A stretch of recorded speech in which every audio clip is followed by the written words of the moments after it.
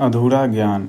एक गांव में एक पंडित जी रहते थे जो स्वयं को बहुत विद्वान समझते थे। एक दिन गांव में एक बड़ा व्यापारी आया। वह गांव के लोगों से मिला और वहां की संस्कृति और परंपराओं को समझने के लिए पंडित जी से बात करने गया।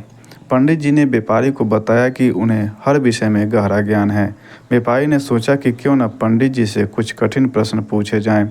उसने पंडित जी से पूछा, पंडित जी, आप मुझे यह बताइए कि समुद्र का पानी खारा क्यों होता है।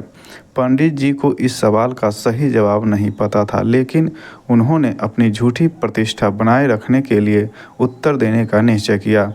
उन्होंने कहा, समुद्र का पानी खारा इसलिए होता है क्योंकि उसमें मछलियां नमक छोड़ती हैं। व्यापारी को पंडित जी का जवाब गलत लगा, लेकिन वह चुप रहा। व्यापारी ने फिर पूछा, पंडित जी, आसमान नीला क्यों दिखाई देता है।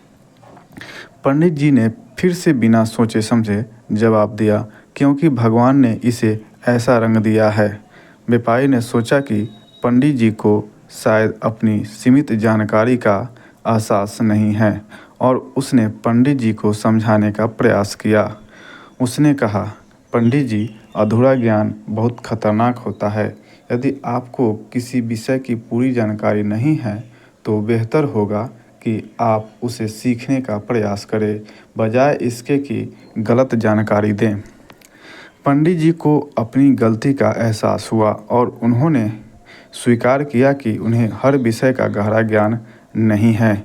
इसके बाद उन्होंने सच्चे ज्ञान की तलाश में खुद को समर्पित किया और कभी भी अधूरे ज्ञान के आधार पर किसी को सलाह नहीं दी। इस कहानी से यह शिक्षा मिलती है कि अधूरा ज्ञान इंसान को गलत मार्ग पर ले जा सकता है और कभी-कभी यह नुकसानदायक भी हो सकता है। इसलिए ज्ञान प्राप्त करने का निरंतर प्रयास करना चाहिए, और जब तक पूर्ण जानकारी न हो तब तक किसी विषय पर सलाह देने से बचना चाहिए।